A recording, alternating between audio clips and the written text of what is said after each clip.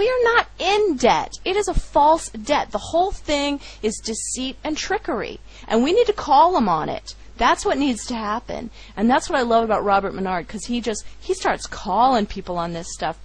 And you go in and you find your own sort of personal power, and you go at this with this attitude, you'd be surprised what doors open up. Just like the woman said, she went into court, she said, I do not consent, and I waive all the benefits. They like that part, you know.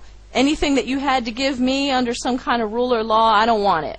I kind of like that approach myself. It's kind of like Ayn Rand, you know, I don't owe you anything, you don't owe me anything. And that's what I was talking about Winston Trout. And he's like, you know, this isn't a bad system, really. It's just that they never, you know, about the prepaid account.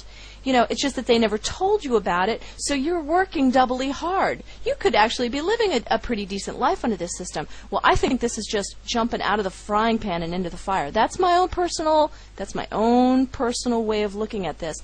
I don't want them to pay for my personal expenses. I don't want to go under their system, okay? Because their system is based on destruction, okay? Their system is hell-bent on building war machines. And, you know, if you've ever read Henry Hazlitt's Economics in One Lesson, you know, he just tears down the whole fallacy of the broken window theory, where, you know, destruction is stimulating to the economy, and they always give the example. Well, you know, if somebody comes and breaks a window, well, now if somebody has to order a new window, and then the guy with the window company, he makes money, and on and on. He just totally breaks that apart, and you know, that's basically the way at least the United States, that's the way it's been operating.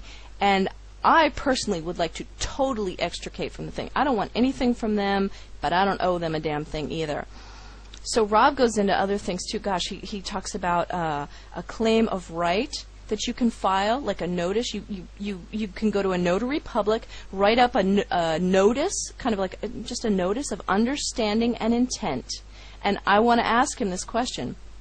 And then you file also a claim of right. Where basically, you know, we're just human beings walking on this earth under God. You know, we all have a right to feed ourselves. We all have a right to clothe ourselves and shelter ourselves. And anybody standing in the way of that is in my opinion, criminally liable. Okay, so he really flips the tables on these guys because he's really done a lot of legal research. So there's that distinction between legal and lawful. Lawful are the natural laws. Legal is this statute nightmare mess that the lawyers have created. The lawyers are the ones that actually write the laws. I did not know that. And he brings up a point. They create their own language. So when we say person, we're thinking you and me, yeah? But for them, person means that fictitious entity. So you have to be super careful. And if you step into their courtroom, that's why I say I wouldn't even want to step into the courtroom. And that's why I think that you can get away with it if you just walk in and say, I don't consent to this. I'm only here out of just being honorable and polite to you. Mary Croft just sends an RSVP as though it was a party. You know, I'm not even going to show up at the door to say that I'm not coming. Here's a letter just out of politeness. But I don't owe you a damn thing. You all have created your own weird system, and I don't understand your language, legalese.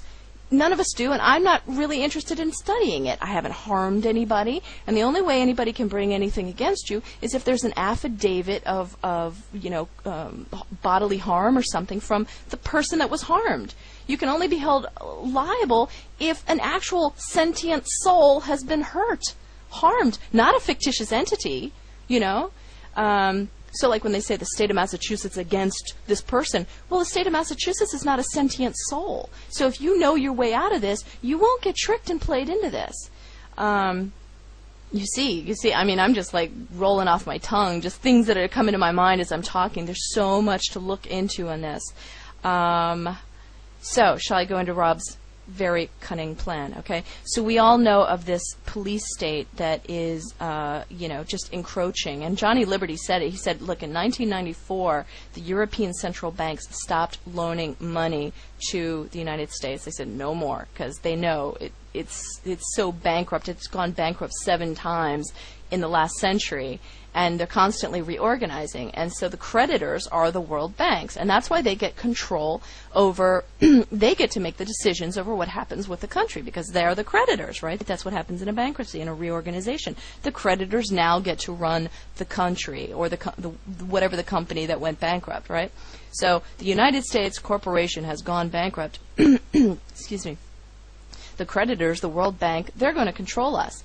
So they will say, look, we'll loan you some more money, or we'll print up some more dollars, some more lubrication, so you fools will keep running around, and we'll just keep feeding you these little pieces of paper that you all could have done yourselves, okay? So we all have the freedom to create our own little economies, which gets into the plan. But anyway, and so they'll say, we'll back building prisons, building concentration camps, building war machines. These are the things that they back. They don't back school lunches and those kind of things, right? We all know that. So it's very destructive in nature, and we've all just been, spinning our wheels.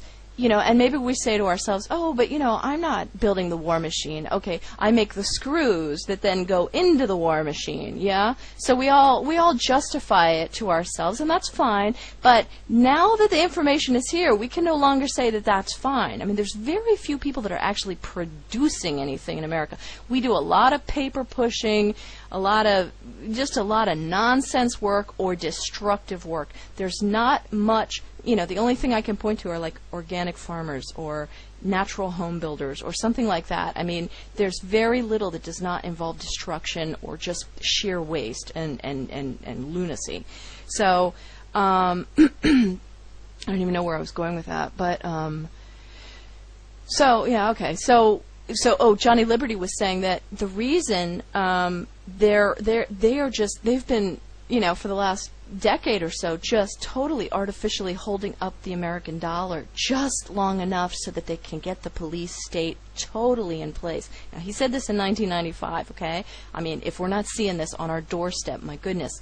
Oh, the whole vaccination thing. I mean, that's why you need to regain your sovereignty, right? This whole thing we're talking about, this whole vaccination. You just say to them, I'm sorry, I don't follow your statutes and your acts. I'm a free man on the land. You have no authority over me. Only God has authority over me. I would say to them, until you can bring me a piece of paper signed by God that I need to take your concoction into my body, your will to inject that into my body overrides my own personal will, my own sovereign will to remain pure of that, go bother somebody else. There's no way another human being has a claim of right over another human being. It just doesn't exist.